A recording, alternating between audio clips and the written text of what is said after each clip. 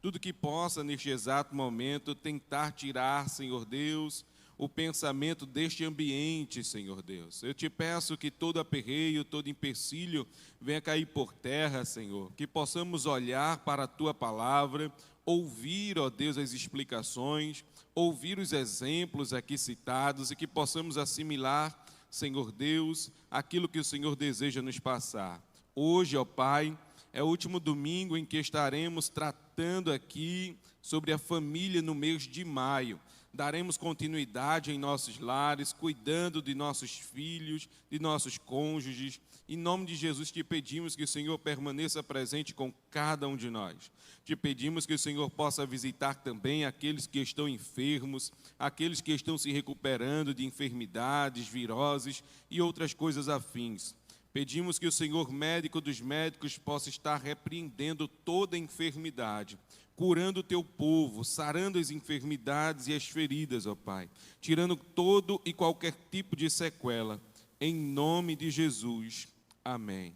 Os irmãos podem sentar.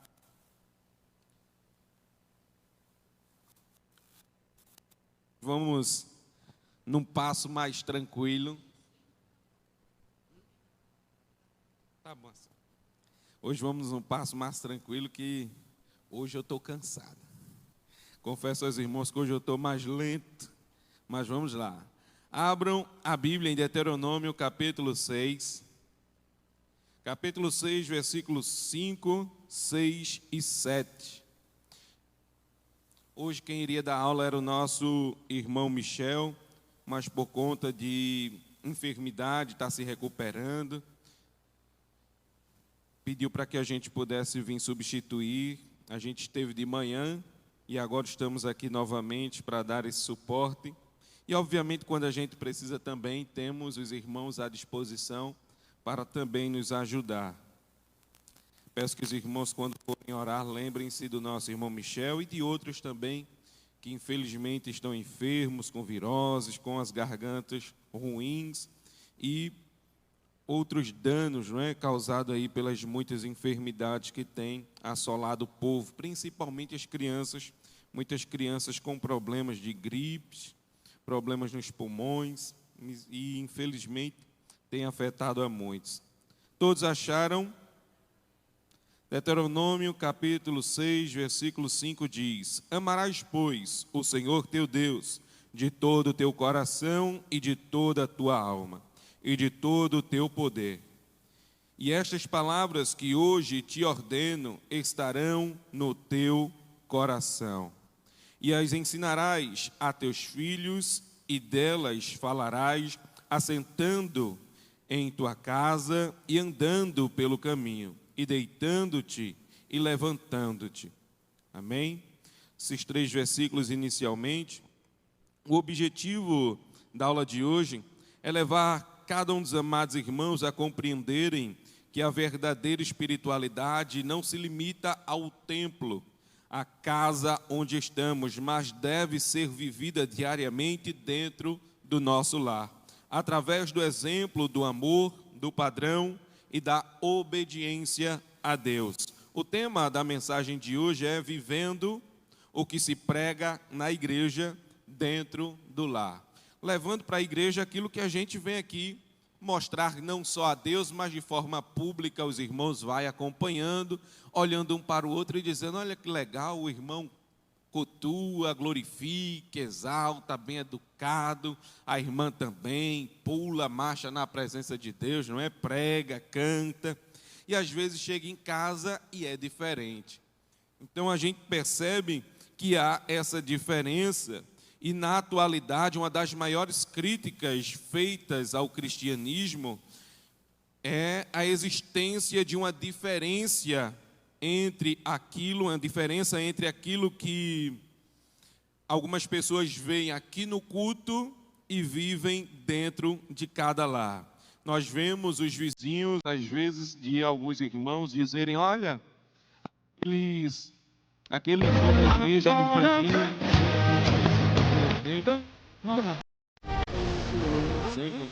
Tá bom.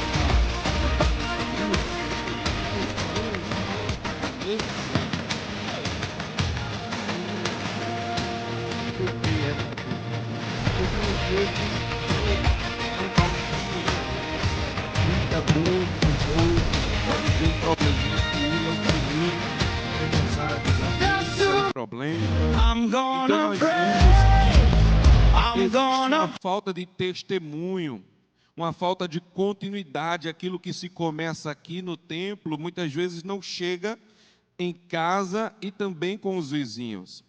Então nós vemos que relativamente é fácil demonstrar espiritualidade aqui. Muitos demonstram diante da congregação, diante do líder, diante do pastor, pois querem, obviamente, também galgar algo mais na igreja, ministerialmente falando, mas é difícil manter isso, a mesma posição no trabalho, a mesma posição dentro do lar, a mesma posição na faculdade, nos cursos, onde quer que estejam, principalmente no ambiente familiar. A Bíblia ensina que o primeiro lugar onde a fé deve ser demonstrada é dentro do lar. O ponto mais importante é onde eu estou. I'm gonna pray. I'm gonna pray. I pray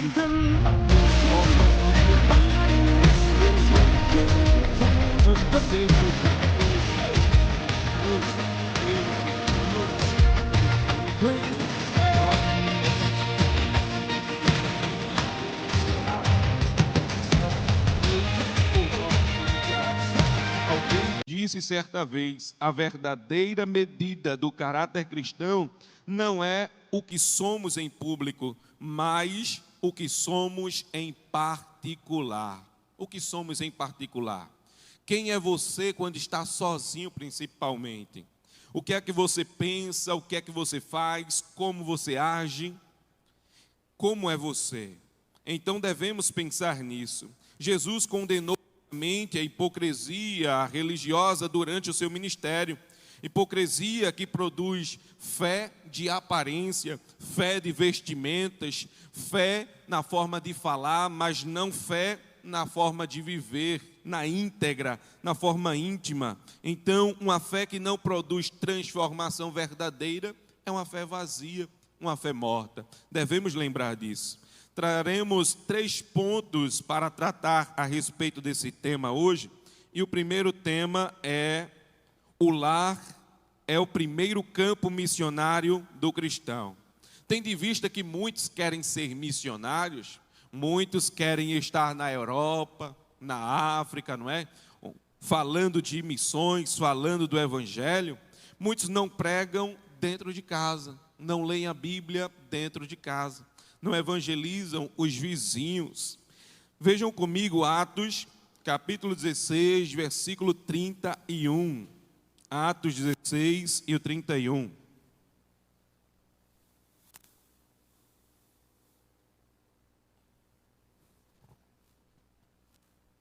Quem achou diz amém. Quem não achou, diga escola dominical. Estamos no lugar certo, viu, gente? Se puder disponibilizar o microfone aí, viu, pessoal? Eu agradeço. Para a gente começar a distribuir para os irmãos me ajudarem aqui nas leituras, nas opiniões, nas perguntas.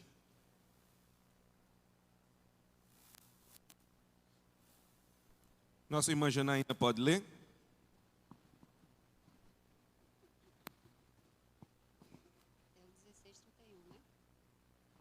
E eles responderam: creia no Senhor Jesus e serão salvos, você e os de sua casa.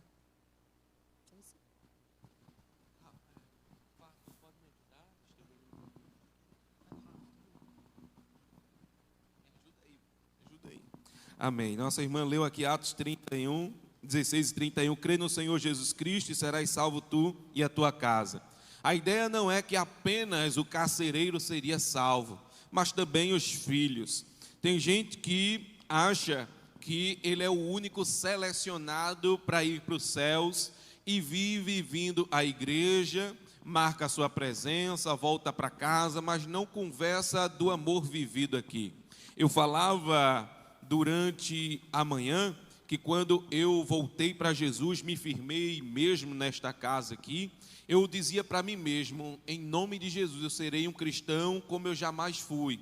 seria um cristão diferente, não aquele mais brigão, aquele que arrumava confusão, que não podia ir no campo bater bola, que eu aperreava.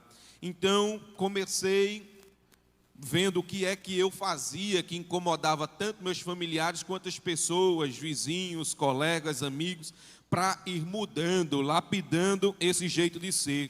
E eu falei também que aqui eu fui abraçado pela igreja, os irmãos, irmãs. O pastor Rosivaldo me ajudou muito, nosso irmão Maninho, Aninha, David, e também me lembro de mais alguns irmãos, o nosso saudoso diácono também me ajudou muito, sempre que me recebiam, sempre com muito amor, me ajudavam a lapidar as arestas que eu ainda tinha, não é? De resquícios do mundo, de maus costumes, não que em casa eu não recebesse educação, tive uma mãe cristã a vida inteira, que sempre me ajudou, me podou, mas todo mundo tem suas escolhas, você pode escolher o que quer ser, o que quer fazer.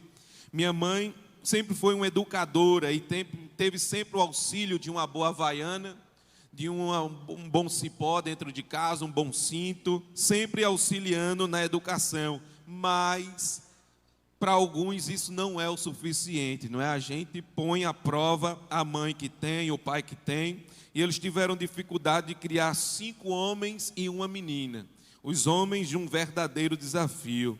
E nós vemos dali de casa que ela não queria salvação só para ela.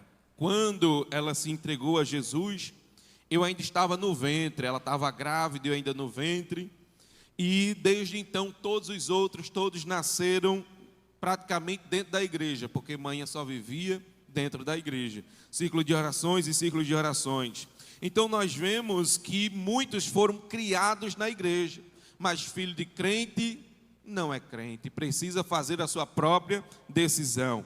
Então o propósito de Deus nunca foi alcançar apenas indivíduos isolados nas famílias, mas a família inteira. Ela começou sozinha, levou os 3 filhos que já tinha, depois os demais, depois o esposo, e toda a família permaneceu na igreja.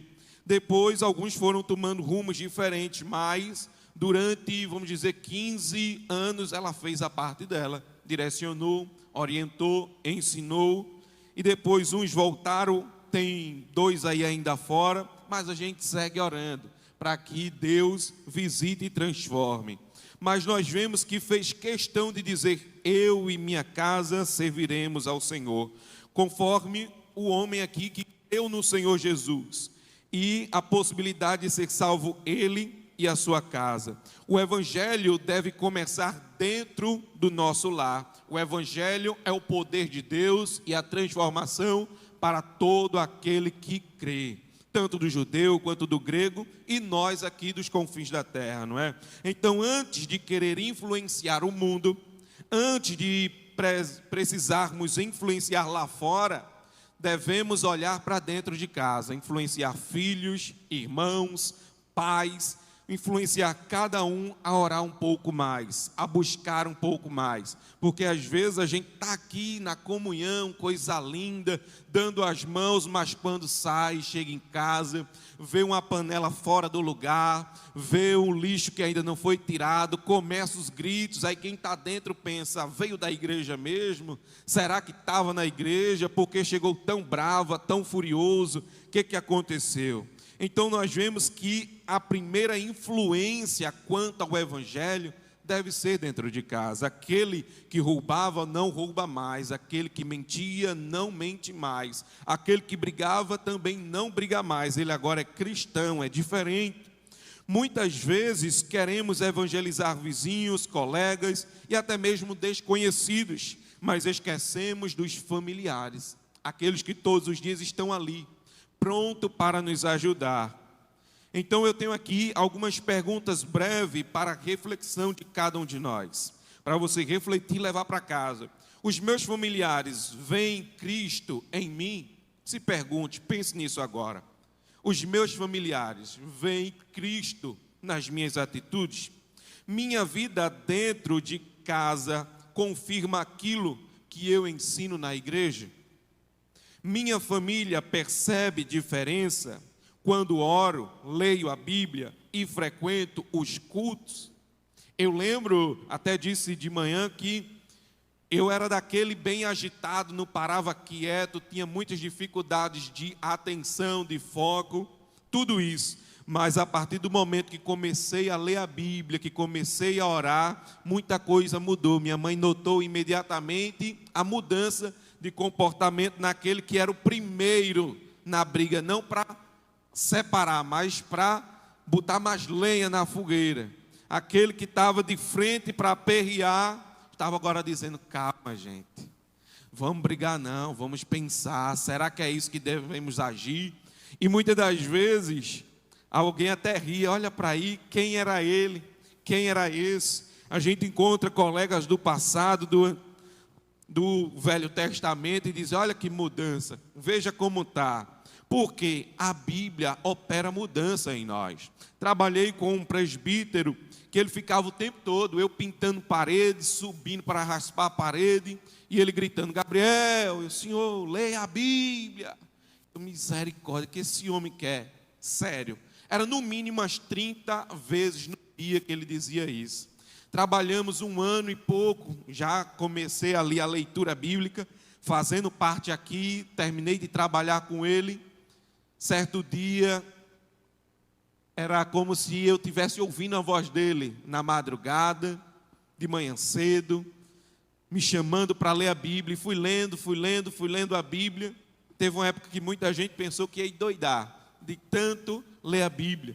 Então nós vemos a influência que faz ter uma mãe de oração, um pai de oração, irmãos de oração, alguém mais velho lhe chamando para fazer uma coisa melhor, mais interessante, mais responsável. É necessário. Josué tomou uma medida como essa. Josué 24:15, por favor. Alguém pode fazer essa leitura? Josué 24:15.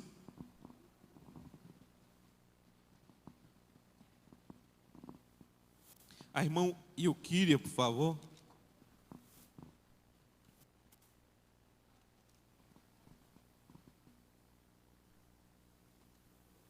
Josué 24:15. Mas, se vocês não quiserem servir o Senhor, escolham hoje a quem vão servir. Se os deuses a quem os pais de vocês serviram do outro lado do Eufrates, ou os deuses dos amorreus, em cuja terra vocês estão morando. Eu e a minha casa serviremos o Senhor. Amém. Obrigado, minha irmã.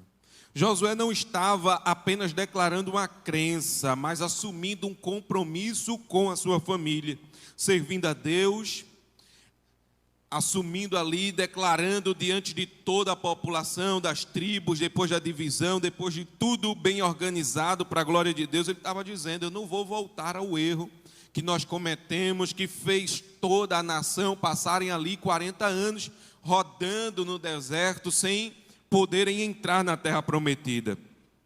Então, servir a Deus deve ser uma decisão pessoal de cada um de nós e também uma influência dentro do lar. Obviamente, você não vai enfiar de goela abaixo o evangelho para ninguém, mas enquanto são crianças, adolescentes, conduza a igreja. Eu aprendi que a mãe e o pai têm autoridade sobre a sua criança de dizer: nós vamos. Você deve ir, conduza ele, conduza ela. Eu não digo de ir trazer assintadas para a igreja, mas tomar a posição de autoridade dentro do lar. Você mãe, você pai, você é padrão para os seus filhos. Eu estava vendo minha filha pegando um computadorzinho hoje e começou a mexer, de repente ela, para, meu chefe está me ligando. Começava ali a falar e depois ela: não acredito que é raro, não acredito nisso. E eu estou aprendendo isso com quem, Eloá? A mamãe trabalhando em casa, home office, aperreada com o trabalho, e ela batendo lá, ligando. Eu entendi: calma, sossegue. Então, exemplo, o que nós fazemos, as crianças executam. Uma coisa é dizer, outra coisa é ver fazendo. Se a sua criança vê você orando, se vê você louvando, se vê você lendo a Bíblia, Quando ela me vê lendo a Bíblia, ela pega o livro dela e diz que está lendo a Bíblia também. Não sabe ler? Não sabe, mas começa a perguntar, começa a criar o hábito da leitura. Então, nós devemos fincar a bandeira do Evangelho primeiramente em casa. Eu e minha casa serviremos ao Senhor na atitude, não só em palavras. Amém? Segundo tópico, o exemplo fala mais alto do que as palavras. 1 Timóteo 4:12. Alguém pode ler? Só levantar a mão, quem achar. Nosso irmão Fá vai estar levando o microfone. Se não levantar, eu posso escolher aqui, né?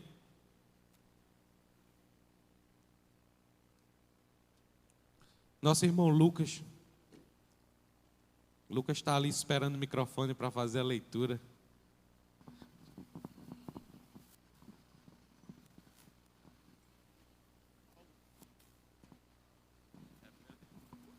Rapaz, 1 Timóteo 4:12, não é isso? É.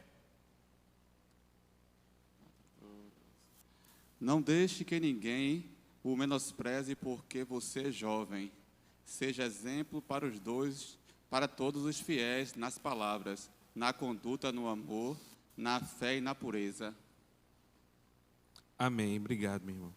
Então, filhos observam o que é exemplo, cônjuges observam também, pais também observam, nossa família vê quem realmente somos. Devemos entender que Paulo está escrevendo para Timóteo, ele estava designado a cuidar de uma igreja ali, e ele diz: olha, não permita que ninguém despreze a tua mocidade, dizendo que você é jovem demais para fazer alguma coisa. Sua idade não pode te limitar a orar, a ler a Bíblia e a principalmente convidar a sua família aos cultos, convidar aqueles que estão próximos a você à casa do Senhor, mas ser exemplo dos fiéis na palavra, no trato, no amor, no espírito e na pureza. Nós vemos que são qualidades que não são fáceis de obter, mas a partir do momento que você começa a tratar com seriedade a palavra de Deus, você começa a mudar comportamento, você começa a mudar ações, você começa a mudar jeito de falar. Então, no trato, você passa a ser mais educado, você passa a falar melhor, porque a leitura ajuda nisso. Você começa a aprender e naturalmente ser impelido a fazer aquilo que está lendo. No espírito, porque o espírito é sujeito ao que está aprendendo, você começa a receber fé e também pureza, ser separado de padrões e costumes mundanos. Devemos observar as Sagradas Escrituras. Nossa família vê quem realmente somos. Os pais sempre observam os filhos. Quando tive a oportunidade aqui de ser líder de jovens, íamos visitar alguns jovens e víamos a alegria de pais, tanto de adolescentes quanto de jovens, de verem que seus filhos estavam na igreja, estavam sendo visitados, e a oportunidade de saber que estão no bom lugar, vão aprender algo diferente, vão receber a graça de Deus. A gente vive em comunidades que músicas escandalizam, costumes, festas, só impulsionam os nossos jovens a estarem mais cabisbaixo, coisas mundanas, implementadas cada vez mais em suas mentes, tanto na escola, quanto nas ruas, quando saem para se divertirem. Então você, pai, eu, pai, nós temos a missão de ajudar, de auxiliar, de dar todo esse suporte. É possível enganar pessoas por algumas horas. Tem muita gente, quando quer agradar alguém, principalmente quando está no momento de paquera, muda o jeito de falar, muda o jeito de agir, passa a ser mais bonzinho, mais educado, mais calmo, mais simpático. Passa-se dias, semanas, meses, aí você começa a ver quem é quem. Depois de 6 meses a 1 ano, você vê o caráter real. sendo mostrados, às vezes em lapsos, mas de 1 ano para 2 anos, ela mostra, é inevitável. Eu comecei antes do atual relacionamento, namorei por 2 vezes e perguntei, vai ser para casar? Vai, a gente faz isso e aquilo. Não que eu era o melhor pretendente, viu, gente? Mas eu fui direcionado a perguntar se ela lavava prato, se ela era educada dentro de casa. E vi a primeira que gostava de brincar, dando tapinhas, não é? Eu disse, não, aí não está certo. Minha mãe ensinou que isso não está certo, porque eu vou brincar e vou devolver uma tapa numa menina, não pode, não é? Então ela disse, olha, diga, converse que isso não está certo, se assim acontecer. E nem disse a ela que isso acontecer, ela vai saber depois vendo aqui, ó. Então, quando ela vê, ela vai, meu Deus, então foi por isso, a primeira. Então, brincadeira de tapa, não está certo, vamos deixar, não vai ser bom daqui para frente, vamos terminar. Passou-se um tempo, arrumei outra namorada, para casar, ainda era menor de idade, mas a ideia tinha que ser essa. Então, porque aprendi em casa, né? Então, namorando, vamos estudar, vamos trabalhar, já juntava dinheiro de adolescente para casar, viu, gente? Quando chegou o momento, não o momento de casar, mas o momento de, obviamente, fazer novas decisões, planejamentos, não queria casar de jeito nenhum, então deixa para lá. Não posso seguir adiante, não dá certo, não é o correto. Então, fui obrigado a desistir do relacionamento e gostando, viu? Meu Deus, a bichinha não quer casar, então deixa para lá. Passou-se anos, conheci Isabela, desde o início queria casar, enfim, estamos casados até hoje. Mas é algo que é necessário. Fomos ensinados, fomos corrigidos, fomos orientados a ter um padrão e seguir esse padrão. Obviamente, no meu padrão, na minha família, teve algumas correções mais ásperas, um cinto, não é? Uma chinela e tal. Na de Isabela, não. Como era tudo menino, o pai falava, tá bom, pai, acabou-se. Tudo fácil de se resolver. Com a gente foi mais difícil, mas tudo certo. Estamos aqui de pé e vivos, saudáveis e felizes. Então devemos, obviamente, entender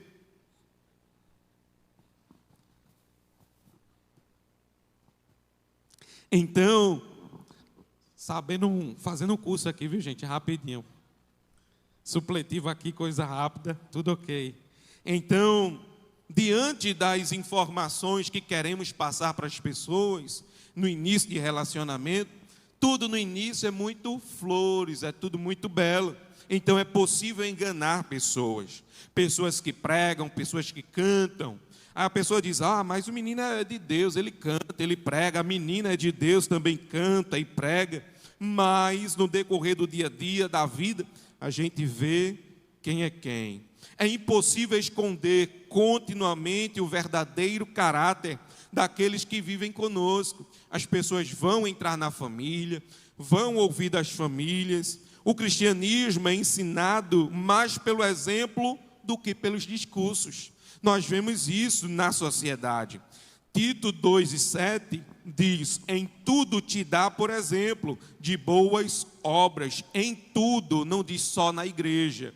Então você deve ser padrão em tudo. No trabalho, você não vai ser um funcionário babão.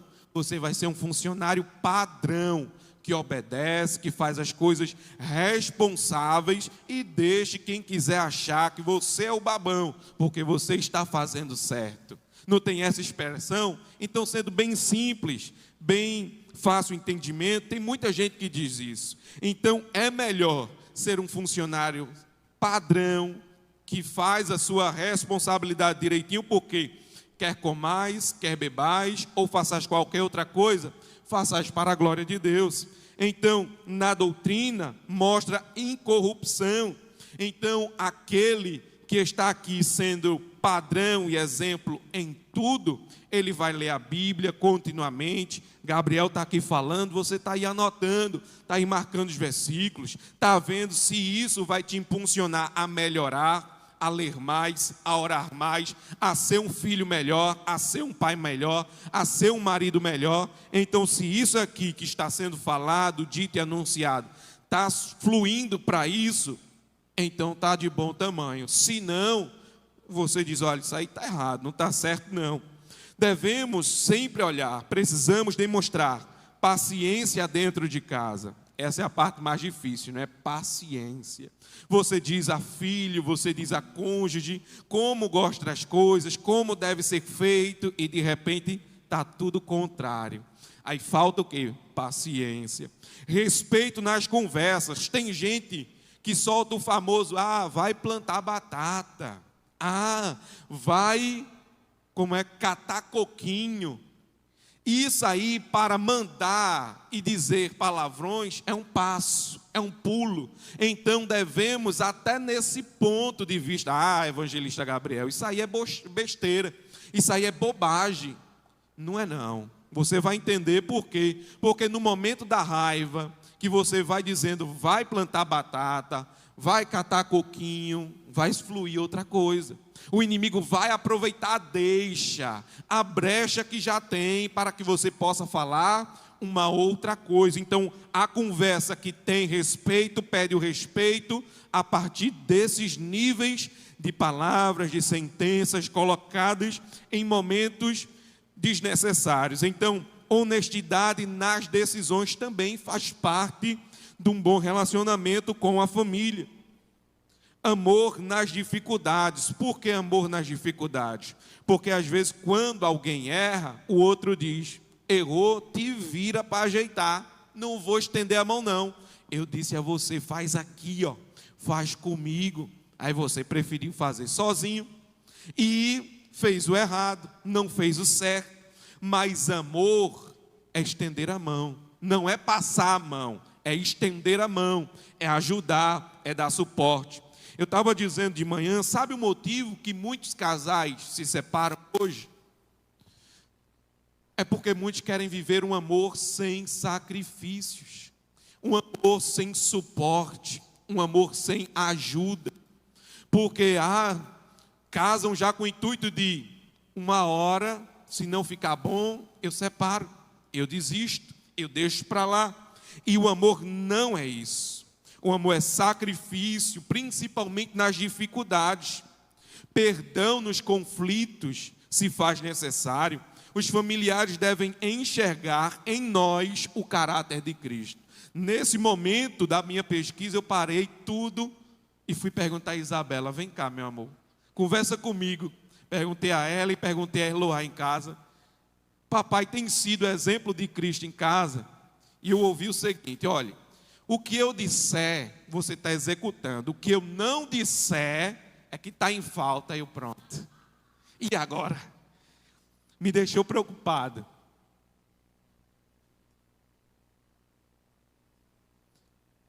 Mas aí, a conversa foi feita, e eu me senti em paz de vir trazer a aula.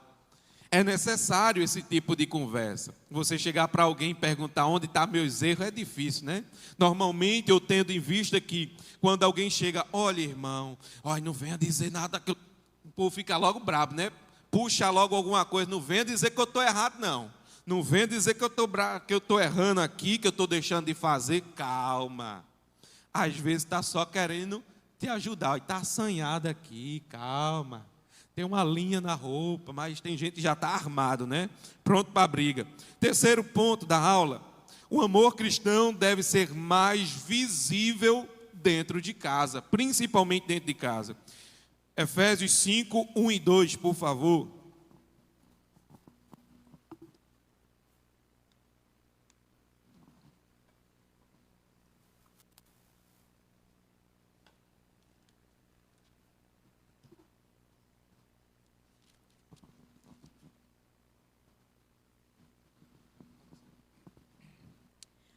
Efésios 5, 1 e 2. Portanto, sejam imitadores de Deus, como filhos amados, e vivam em amor, como também Cristo nos amou e se entregou por nós, como oferta e sacrifício de aroma agradável a Deus. Obrigado, minha irmã. Paulo começa escrevendo aos irmãos em Éfeso, pedindo para que eles sejam imitadores de Deus. E nós vemos que é fácil imitar uma outra pessoa, não é verdade? Esses dias eu aperriei Eloá em casa, imitando ela. porque eu vi que ela é pavio curto com algumas situações. Aí eu comecei a imitar ela. Ela se alterou, ficou brava, 3 aninhos, mas ficou brava. Eu disse: papai, tem que ter calma, porque outras crianças vão te incomodar, outras crianças vão fazer coisas que você não vai gostar, mas você tem que ser calma. Você ora. Você gosta de ouvir as histórias da Bíblia? Sim. Você gosta de cantar no evangelismo? Que ela agora está cantando no evangelismo, né? Gosto muito. Então, vão perguntar e vão apontar: mas ela não é crente? Mas ela não é isso? Mas já está ensinando essa menina? Quanto mais cedo, melhor. Porque eu estava vendo que ela estava se aperreando com algumas coisas com outras crianças. Então eu fui imitando, tudo que ela falava eu replicava, e ela se chateou. Usei o momento para explicar a ela a questão de ser imitador de Deus. E a ideia do Jesus disse: se levar uma tapa no rosto, tem que dar a outra face. Não foi bem recebido por ela, não gostou da ideia. Não, outra face não, papai, calma, vamos orar mais isso aí. Então a gente entende que o ser humano é ser humano, a natureza humana está lá, não importa a idade, não importa o tamanho, a natureza humana está lá, nos faz pecadores, desde o pequeno ao grande. Não importa a tua idade, não importa o quanto você acha que sabe, devemos em todo tempo ser imitadores de Deus, como filhos amados. O filho vê o pai trabalhando, vê o pai falando, vê o pai executando as coisas e ele imita, replica. Andai em amor. E pense numa coisa difícil, andar em amor. Como também Cristo vos amou e se entregou a si mesmo por nós em oferta e sacrifício a Deus em cheiro suave. Isso é muito difícil. Então, nós precisamos sempre estar nos analisando, porque às vezes a gente usava aquela explicação ou texto de Hebreus 12, dizendo: há tão grande nuvem de testemunha, pensando que o povo estava nos brechando por aí, falando da gente por onde quer que fôssemos. Mas com o tempo a gente aprende que ali é os heróis da fé, é a galeria dos heróis da fé que está nos vendo. Mas é óbvio que tem sempre sim uma grande nuvem de testemunha nos vendo onde quer que andarmos, e vai dizer se você é cristão ou não pelo seu exemplo, sobre o que você faz, sobre o que você fala. Eu vi essa semana que a cantora Fernanda Brum foi desafiada por alguém citando algumas palavras, incitando. Quando eu ouvi, eu me incomodei na hora. Quando eu ouvi, mas rapaz, olha o que está dizendo. Mas ela soube se sair, soube dizer: eu vou orar por você. Como isso quebra barreiras, não é? Isso é lindo, quando alguém está a fim de arrumar um problema, a fim de arrumar uma briga, você começa a dizer: ei, eu vou orar por você.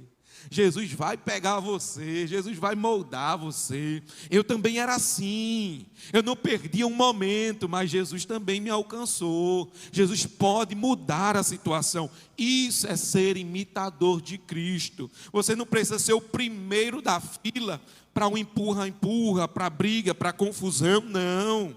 Devemos, em oferta a Deus, um sacrifício com cheiro suave. Será que as suas atitudes em casa, no trabalho, na escola, em qualquer outro lugar, as pessoas têm olhado e têm dito: esse aí é cristão mesmo, esse aí é cristão?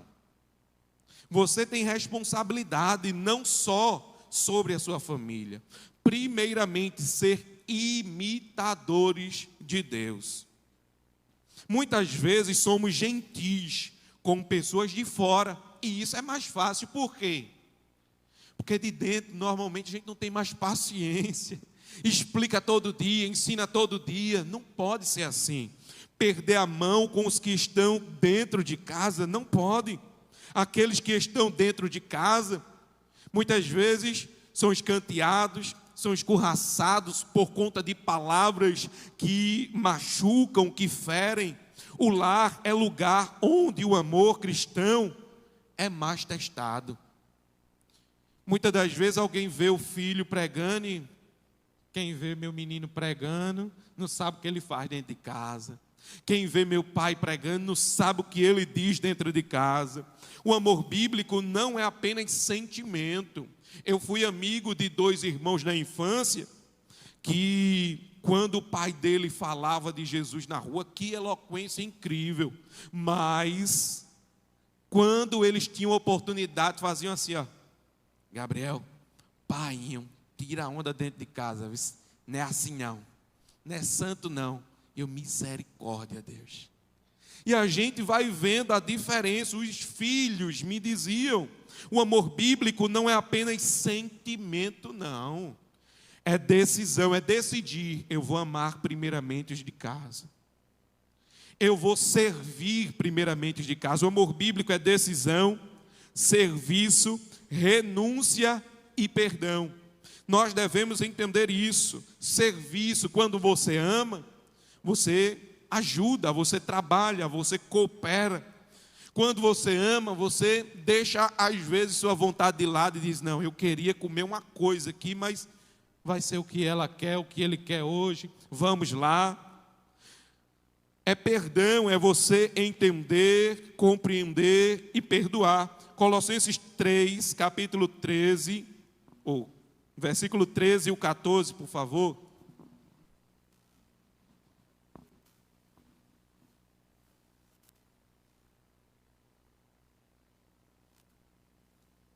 Quem achou para ler, pode levantar a mão, por favor.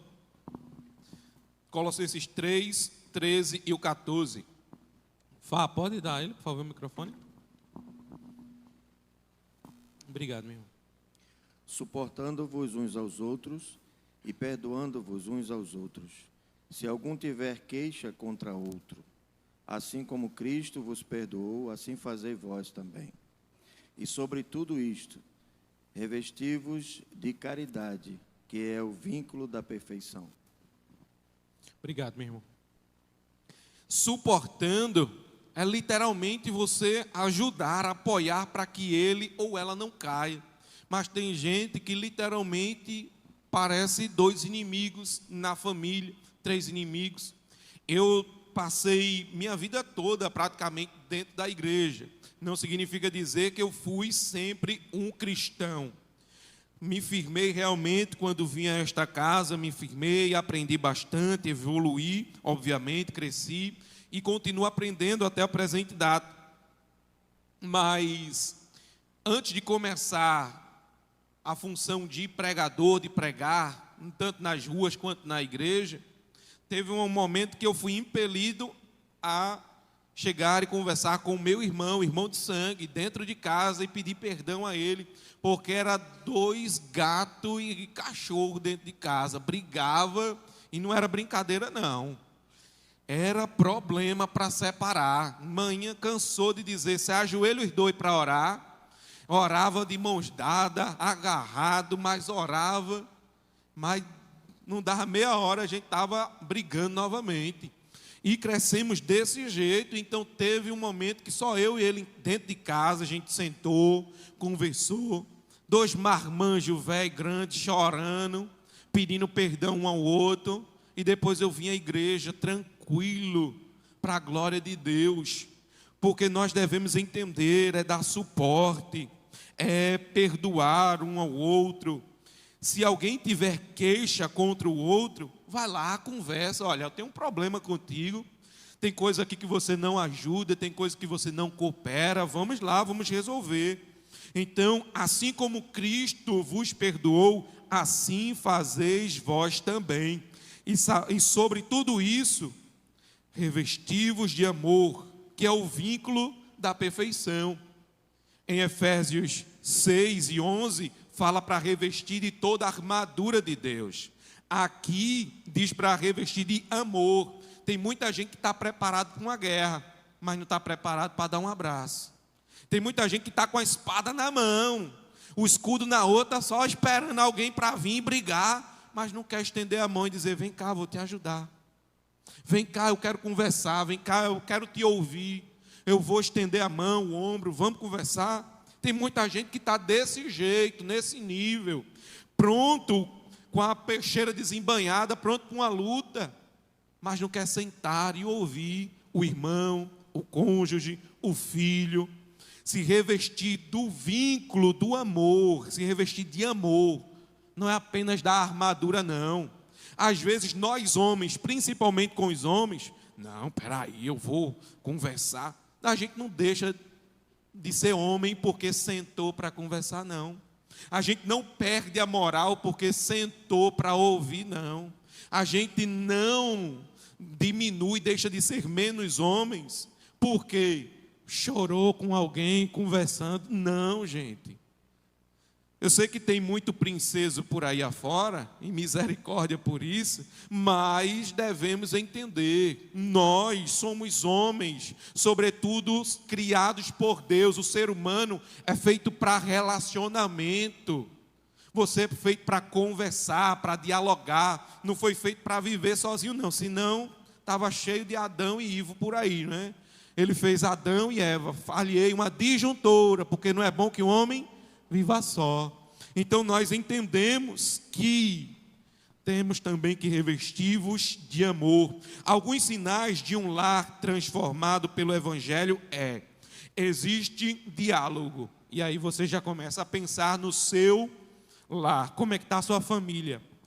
Um lar transformado pelo Evangelho tem diálogo, tem perdão, tem oração, tem respeito e existe cuidado mútuo. Mútuo é você se colocar no lugar dele, no lugar dela e entender como é que ele está, como é que ela está. Eu no lugar dela, será que eu iria gostar do que está acontecendo? Eu no lugar do meu filho, será que eu iria gostar como meu pai tem falado comigo? No lugar de pai, será que eu falaria isso a ele? Então é você se colocar no lugar do outro e entender, tem que ter respeito, tem que ter cuidado, consideração. Não existe família perfeita, mas existe famílias que buscam diariamente a presença e direção de Deus. Existem famílias que entendem, eu não sou perfeito, por isso eu preciso orar hoje. Eu não sou o melhor, por isso eu preciso ler a Bíblia hoje. Eu não sou o mais excelente, por isso eu preciso conversar para melhorar. Então nós devemos aprender com isso. Coisa para você pensar, para você refletir. Qual é a maior dificuldade de viver o Evangelho dentro de casa? Já parou para pensar nisso? Tendo em vista que o Evangelho é o poder de Deus e a salvação para todo aquele que crê, nós muitas das vezes não demonstramos transformação dentro de casa. Então, tendo em vista a falta de transformação, a maior dificuldade de viver o Evangelho dentro de casa, muitas vezes é a vergonha. Porque você vem à igreja, sai às vezes cheio, né, de Deus, aí pensa em casa, em compartilhar com alguém, lembra, eita, chutei a canela dele antes de sair. Aí é orgulhoso, não quer pedir desculpa, não quer pedir perdão. Ah, fiz isso e disse que não ia resolver, que não ia ajeitar, que não ia colocar no lugar. A vergonha do pecado. Então devemos, obviamente, organizar, recalcular a rota e pensar no que é que tem distanciado a nossa família do Evangelho. Segunda pergunta: como podemos demonstrar Cristo aos nossos familiares? Sem dúvida, pelo exemplo. Muitas das vezes a palavra é mais fácil. Tem gente que chega em casa, pega a Bíblia, quer ler, quer pregar, mas o exemplo, no amor, no trato, na obediência.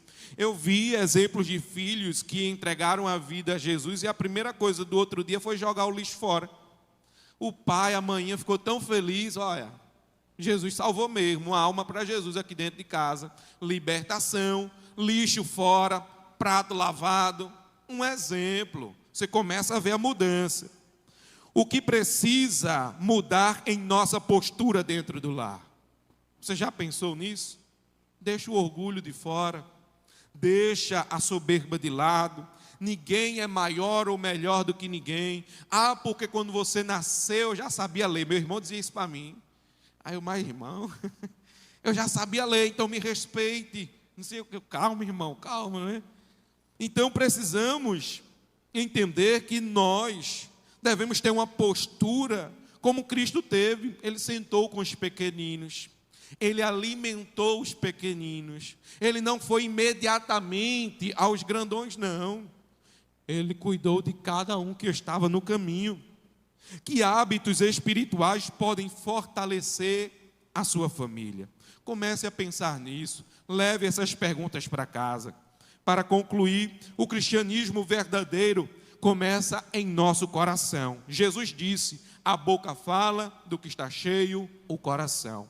O que você quer que seja feito para você, faça aí também. Palavras de Jesus. Mas, obviamente, o cristianismo verdadeiro se manifesta dentro de casa. A fé que professamos no templo deve ser a mesma que praticamos dentro do nosso lar, na sala, no quarto, na cozinha, nos ambientes do seu lar. Não basta cantar sobre o amor aqui na igreja. É importante chegar em casa e dar a mão também. O pastor diz: dê a mão ao irmão que está do seu lado, levante, cante. A gente viu ontem, não foi, gente? Os irmãos do coral, a gente viu ontem. Então, é precioso, é necessário, é preciso dentro de casa. Você dá a mão a um desconhecido aqui, impelido por alguém com o microfone dizendo: dê a mão. Em casa, meu Deus do céu, é teu filho, é tua esposa, é teu esposo, você não quer dar a mão. Não basta ensinar sobre oração, é preciso orar junto. Vamos orar? Vamos orar hoje? Não, mas 5 minutinhos, vamos orar? Vamos orar, começa com pouco, vai orando. A maior evidência de uma vida transformada não é eloquência, não. Porque não adianta falar bonito aqui no púlpito e dentro de casa aquele testemunho de baixo calão. Temos que ter o mesmo padrão.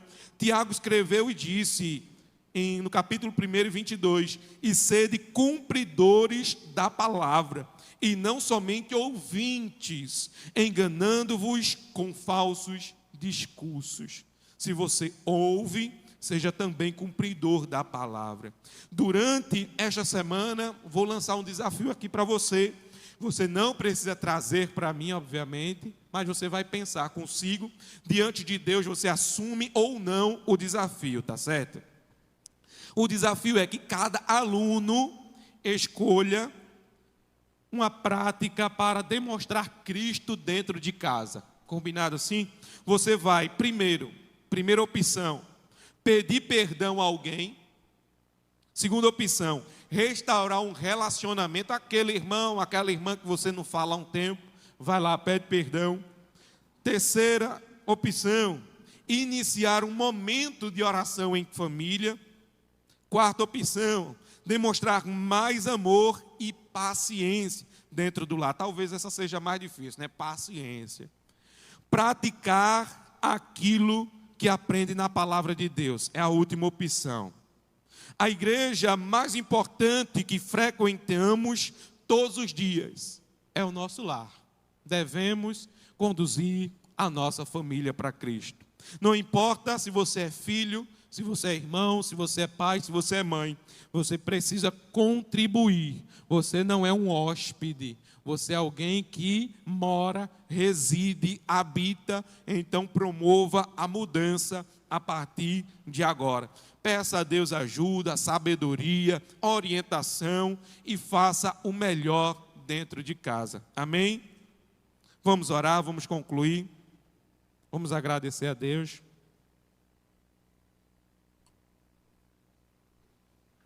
Senhor Deus, te agradecemos, ó Pai, por tua bondade, misericórdia e amor. Te agradecemos por cada irmão que aqui chegou. Te agradecemos por cada um que sentou, prestou atenção e já está em seu coração, ó Pai, refletindo contigo, pensando o quanto errou, o quanto falhou e o quanto pode consertar, o quanto pode melhorar. Pai, eu te peço, usa de misericórdia. Concede sabedoria a cada um de nós. Que essas palavras encontrem guarita nos corações. Que dê desejo de orar ainda mais. Que o aprendizado seja praticado dentro do lar. Que o Senhor possa olhar para cada um dos teus filhos que aqui se encontram, que o Senhor possa encorajá-los a fazer esses desafios dentro de casa, a praticar a tua palavra, a orar em família, a aprender a tua palavra, a pedir perdão, a dialogar com sua família. Em nome de Jesus eu te peço, ó Pai, promove a mudança, retira as mágoas, retira os rancores, retira os ódios, ó Pai,